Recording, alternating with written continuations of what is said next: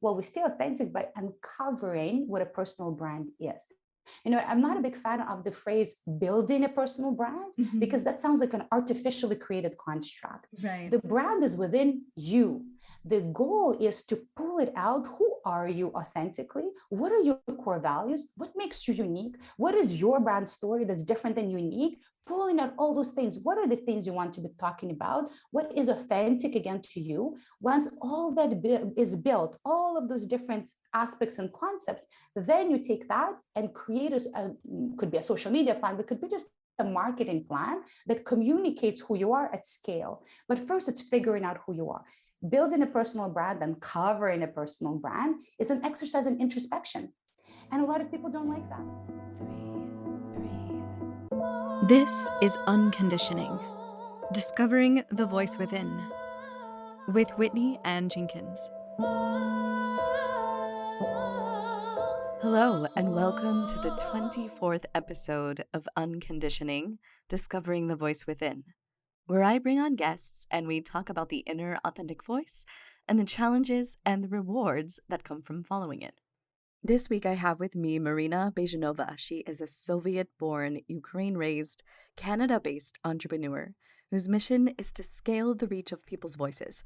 She's the co-founder of a personal branding agency called Brand of a Leader, which is how I encountered her. And Marina has been quoted and referenced in such publications as Inc.com, Forbes.com, Fast Company, Success Magazine, Wall Street Journal, and The Financial Post. She has spoken to audiences of entrepreneurs and business executives in North America, Asia, Europe, and the Middle East, all over the world. And Marina is a proud member of the Entrepreneurs Organization and is presently the Canadian social media expert, serving on the regional board of directors. Marina is super passionate about her views of personal branding and the authentic voice, and she has a lot to share from her background and her journey. And so I'm really excited to share with you her knowledge and wisdom, and I hope you learned something. So here she is, Marina Byezhanova. Yeah, so how are you doing? Doing very well. It's busy now. It's definite contrast with summer. Everything slows down in the summer. You feel it's going to be slow forever. And then you're reminded in September that it's all back. So yeah, good. Yourself? I'm doing pretty well. I just returned back to LA from being on the East Coast for a little bit, so getting back into the mode of fall, I suppose, and finding a schedule and routine. Yeah, it's always a change, and right, and then you have to click back into it and kind of figure out your flow. Like a seasonal change.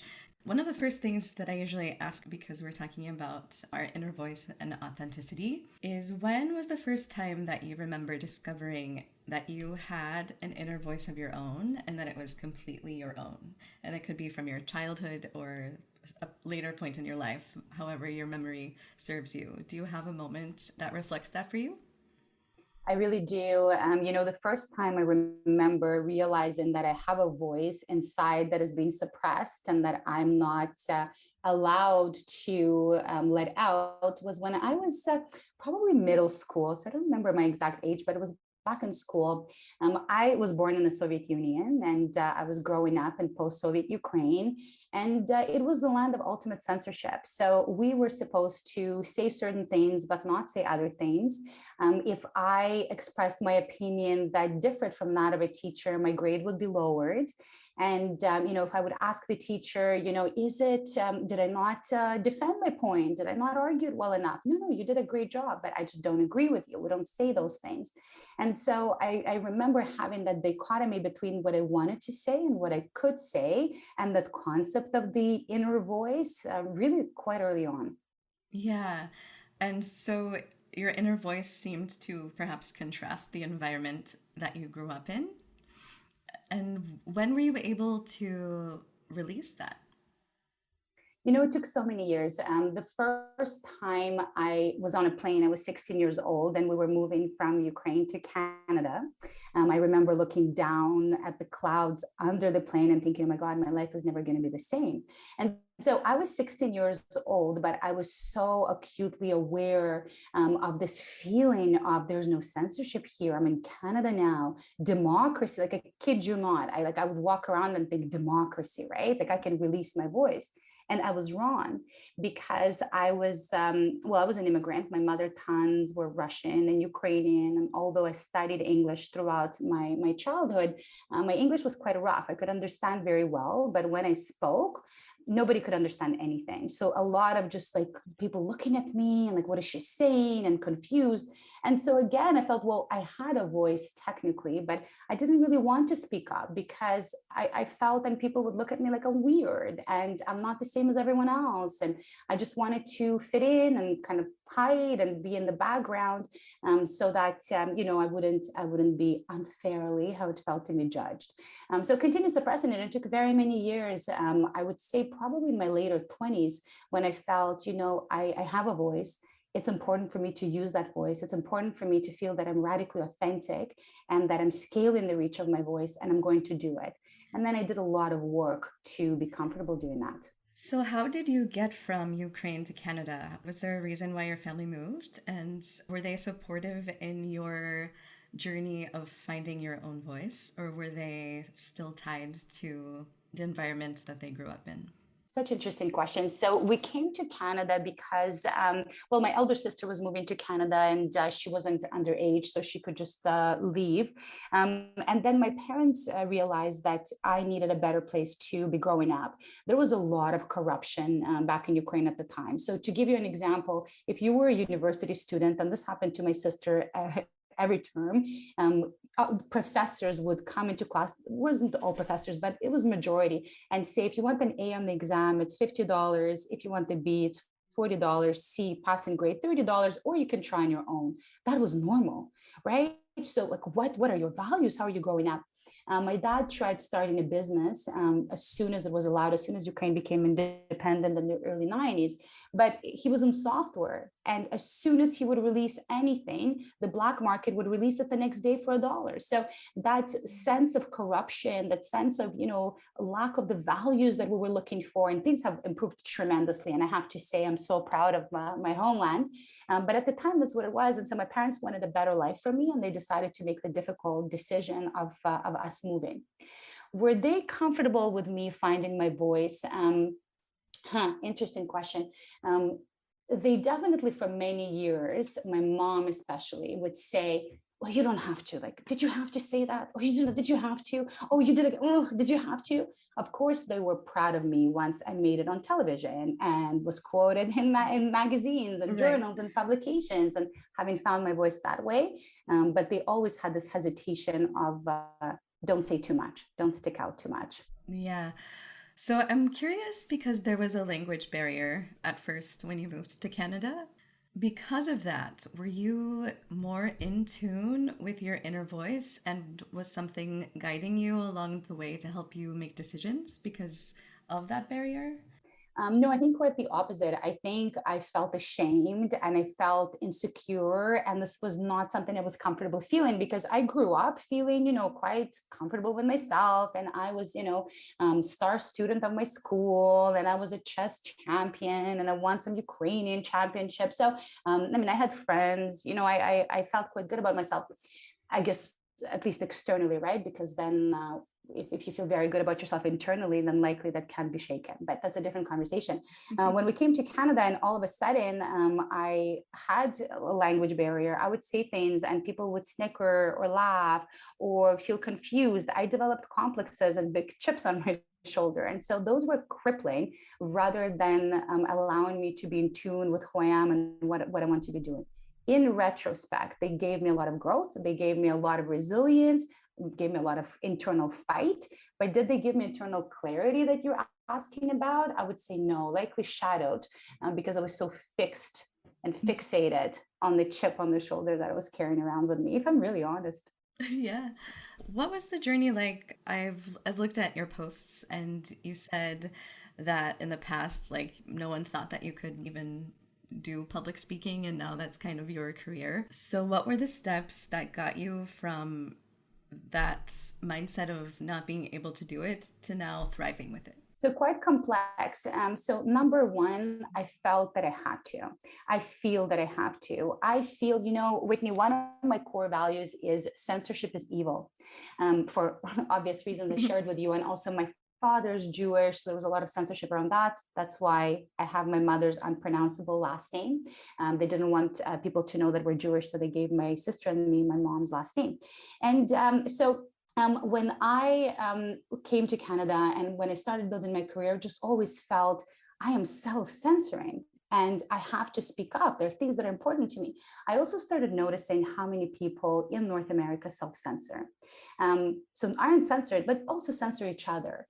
How many women especially will struggle with the imposter syndrome, with who am I to?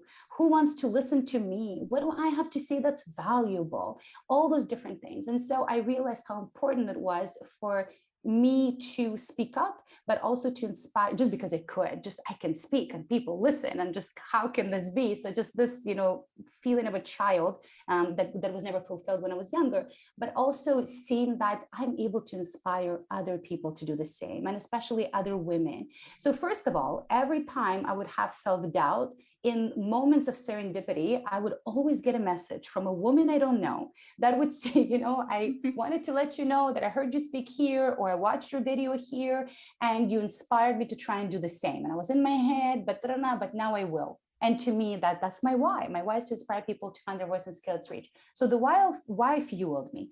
But it was not enough, because first of all, in university, because of my thick accent, there was always a lot of laughing and snickering every time I was doing a presentation. And then even as an adult, when I started building a career as a public speaker, I had somebody send me a message, somebody who attended one of my talks, send me an email telling me that I shouldn't do that again, essentially telling me that I had other strengths and I should just focus on them. And very impartial, like wasn't even like some angry person that could be like sexism or that's why. No, he was really well meaning. His points kind of made sense. And I wanted to crawl into a hole and, just like not come out, because I was so ashamed. It took me 2 days of crying and really dwelling on that. But then I said, listen, everybody starts somewhere and I'm just going to learn. So I invested a lot of time in improving and perfecting my public speaking, listening to myself, learning from that, reading books, watching videos. I'm going to a speakers training boot camp in a couple of weeks and doing 5 days of immersive training. So I think that when we're fueled by a strong why, by a strong reason, we can master anything. But then, of course, we have to put in the work and actually master it, which is what I've been working on. Right. Did you have anyone as a mentor or an inspiration to help you along that way, or was it something that you did completely on your own? So many people around me that would hear my story and say, this is a story worth sharing, and what you're doing has meaning, and you inspired me. So those things, again, that external validation that we say, we shouldn't need, we should just be completely motivated by what's inside. We're all trying to get there, but until then, that external validation is absolutely priceless. So as far as motivation, that's where I always draw my motivation from, is people telling me that what I'm doing and what I'm saying carries meaning.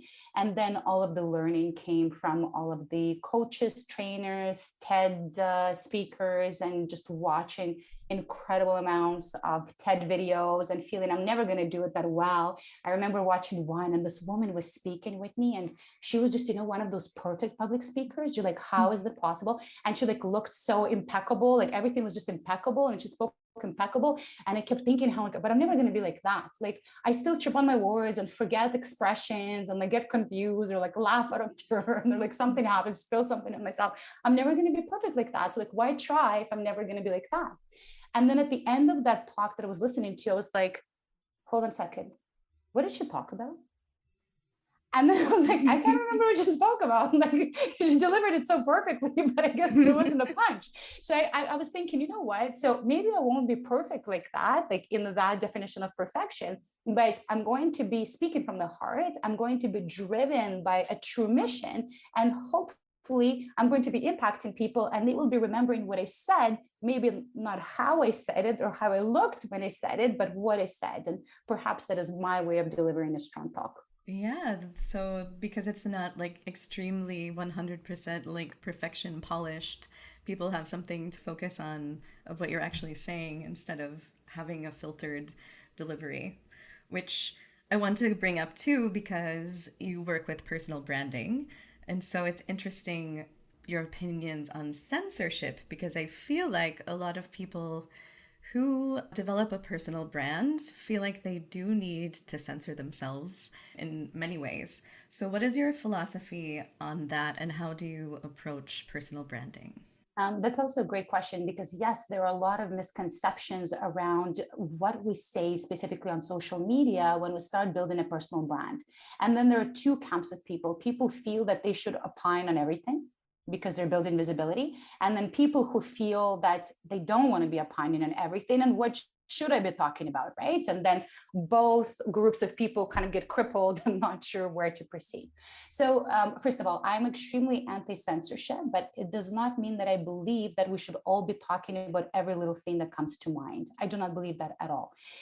So, what is a personal brand? First of all, a personal brand is a set of our unique characteristics.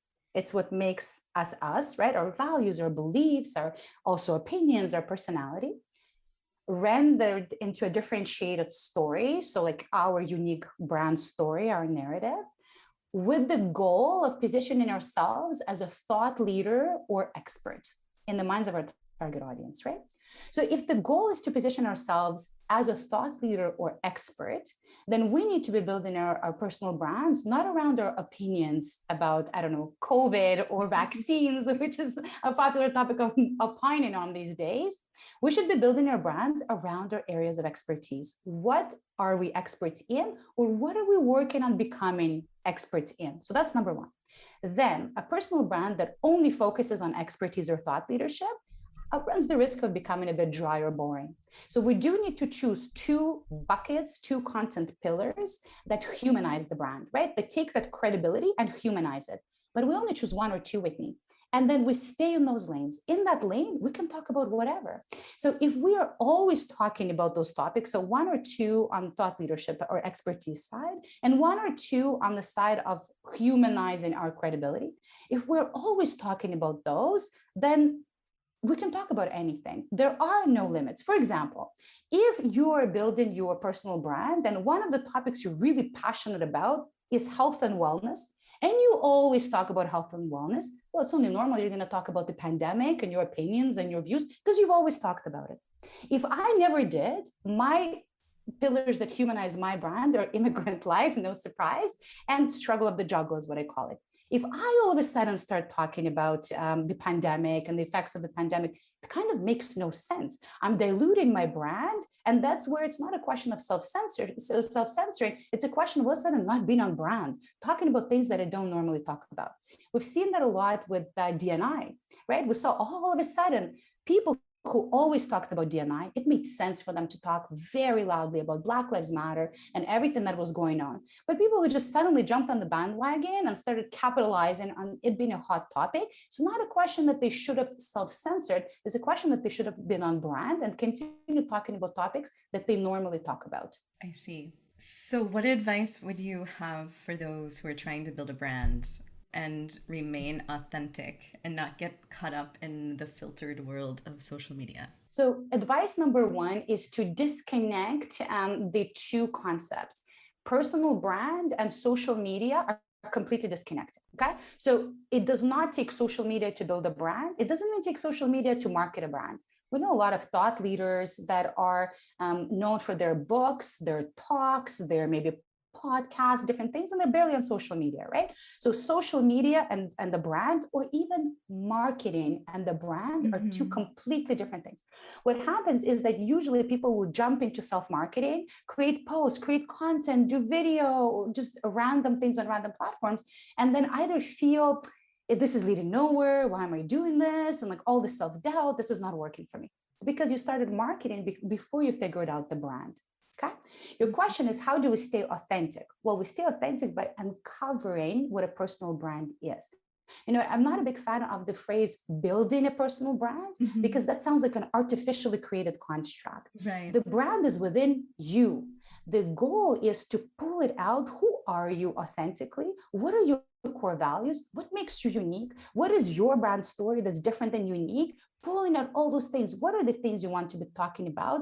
What is authentic again to you? Once all that is built, all of those different aspects and concepts, then you take that and create could be a social media plan, but could be just a marketing plan that communicates who you are at scale. But first, it's figuring out who you are.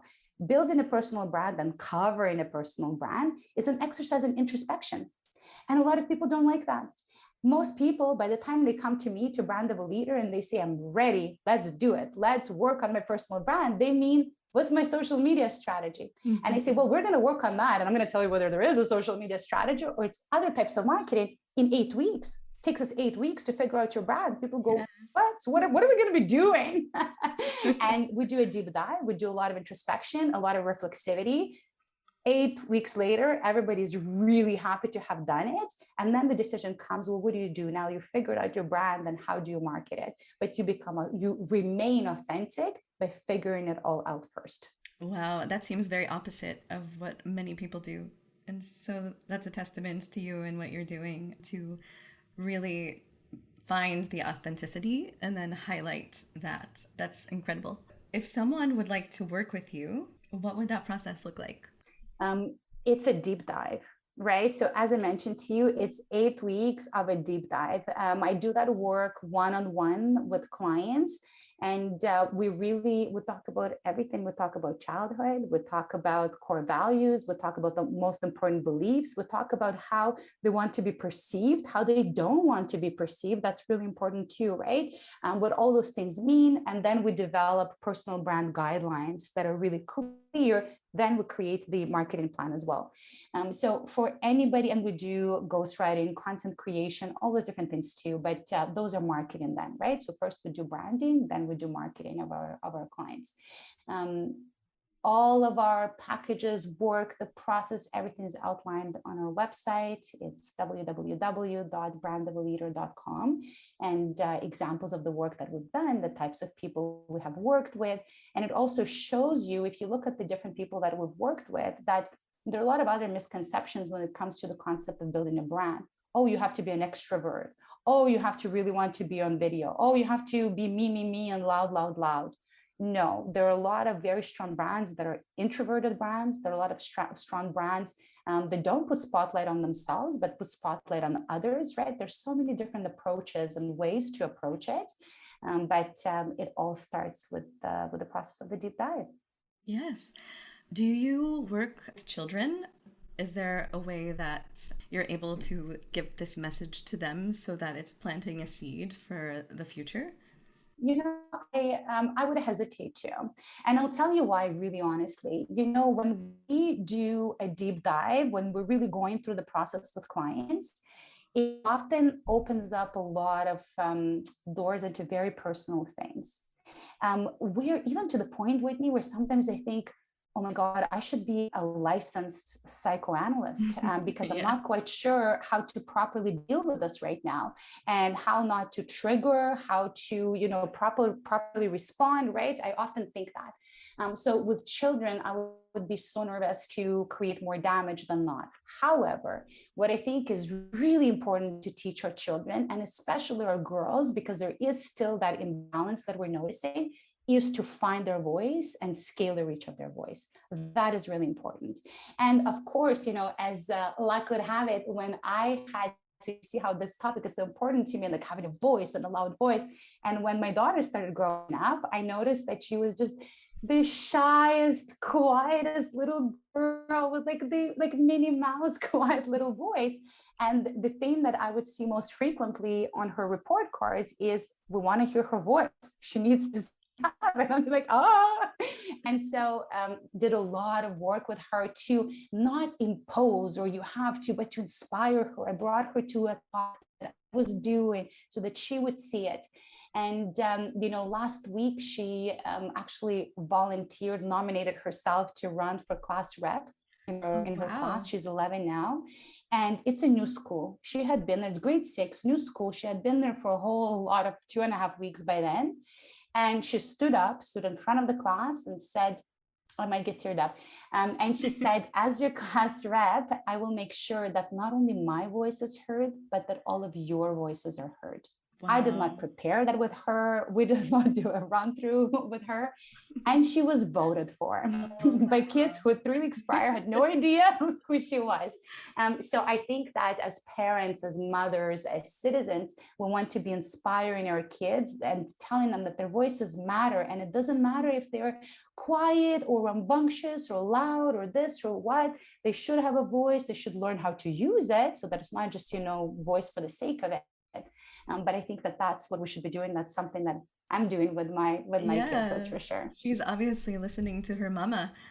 You must be really proud of that moment. And I you, cried. I yeah, cried when she told me about her talk. I cried when she told me that she got voted for, because you see, there's also that immigrant chip on the shoulder right. when I'm like, nobody would have voted for me, but they voted for Yeah. you. I felt so happy Yeah, for but her. because of your experience in that situation, you're able to transmit so much wisdom to her from your own journey of encountering difficulties with being able to express yourself and your voice. So that's pretty neat, in my opinion. Thank you. So, I usually ask this question to wrap up the conversation, and it is, if your inner voice had a billboard, what would it say to the world? Ooh, interesting question. Um, can I have two? Sure, have I as can many have as you two like. billboards.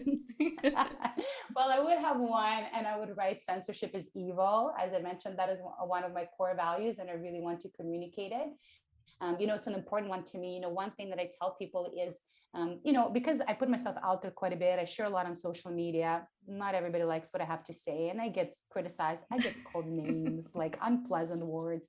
And then people see it, they start messaging me saying, did you see what that person said? Delete Mm. the comment, erase it, block him or her. And I can't. I can't Yeah. block it. I can't delete it. Censorship is evil. So that comment on my wall that says that I'm a loser or anything else, I have to keep it there. I can't delete it. Censorship is evil. So that would be number one. Number two would say, stand up, stand out, and be radically authentic. Mm. Yes, that's your personal branding right there on a billboard. It would be. That's very important to me. The concept of standing up to be heard and be seen, standing out. Because for so many years, growing up in the Soviet Union, everybody's the same. Everybody's in the same dull colors, and everybody has to just fit in, right? The whole concept of socialism is that everybody's the same. Then trying to fit in here as an immigrant until I realized the power of standing out. And then, of course, being radically authentic. I think that's extremely important. You talked about authenticity before. Yeah. I think it's at the core of everything, and people over a long term can feel when somebody is not authentic, and you can feel that you're not living an authentic life. So Yeah. yeah, stand up, stand out, and be radically authentic. Yeah, and I also feel that if we're not authentic, then it's going to be very challenging for us to move forward collectively and like solve all of the issues that are currently happening in the world. But I think it's also important to realize that when other people are being authentic, they might be vastly different from us Hmm. and hold vastly different opinions. And that's okay too. I Yeah. think that as a society, and I think, with the whole cancel culture and everything that's happening, it concerns me quite a bit, because to me, that's obviously it's censorship to everyone. But to me, it elicits a lot of memories and emotions. And so I think that in the ideal world, we're holding space and allowing space for everybody to be authentic, minus people who are propagating violence or criminals. I don't know, Right. certain subsets of criminals. But other than that, I think the world is beautiful if we disagree, but we accept the possibility that we're all coming from a good place, that we Right. all mean well, and that we're well intentioned. And when we're saying be authentic, it doesn't mean be my version of authentic, i.e., be nice and friendly and open, etc., and well-meaning, etc. Some people are authentically Donald Trump personality, right? Right. But that should be okay, right? So when I saw, I don't know, Twitter or social media suppressing, let's say, tweets or social media messages from Donald Trump, it bothered me, even though I'm in no way a follower or, a fan of Donald Trump and his policies or his personality. I just feel it shouldn't matter. I think that we're stronger with different voices, our own ways of being authentic. And if we allow space for that discussion and exchange of opinions and that lack of censorship of self or other, I think we're all going to be better off. I think so too, yeah. And to realize that we all are coming from the same place. We just have different experiences that brought us to where we are. Indeed. Yes. So thank you so much for joining me. I will attach the links to all of your websites so people can find you and work with you. And if there's anything else that you would like to say, this is your moment. Thank you. Yeah, I really want to say to all of the people who listened and are thinking, well, but do I have anything to say? Do I have a unique story? What's so special about me, my life, and my story? And I'm saying this because I hear it all the time. I want you to know that your voice matters, that you do have something in you that is worth sharing. You do have something in you that could inspire others. And hey, if we inspire one person, we don't have to think of how we can inspire 1 million people or 1 billion people. If we inspire one person, 5 people, 10 people, isn't that beautiful? If all of us wanted to inspire even just a handful of people, the world would be a more beautiful place. So I want to encourage everyone to accept that yes, you are unique. Yes, you have something unique to bring to the table. Yes, you have a voice worth scaling, and just dig deep to uncover what it is before you start putting yourself out there. Yes, and even if you feel like you have the same message as someone, you are going to say it in a different way that someone might need to hear that will be able to receive it in a way that they wouldn't have been able to if you didn't say it. So agree with you, and you might be relatable to another group of people, right? Or maybe the same group of people, and then they hear the same message from different places and it reaffirms the message, right? But I think most importantly, I think that we'll live a more authentic life, again, to the concept of authenticity, when we are fully expressing who we are and expressing our thoughts and our core beliefs. Again, not necessarily every opinion needs to be expressed at scale. I already shared that, but our core beliefs, our core values, things that really we're passionate about, are worth being talked about.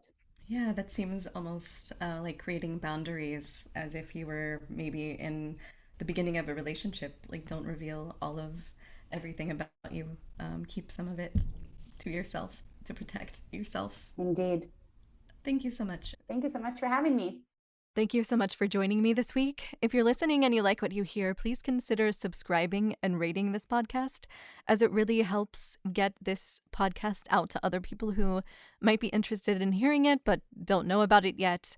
And also, if you'd like to contact me or reach me, you can reach me at unconditioningpodcast@gmail.com or unconditioningpodcast on Instagram. Thank you so much. And until next time, stay tuned in to you.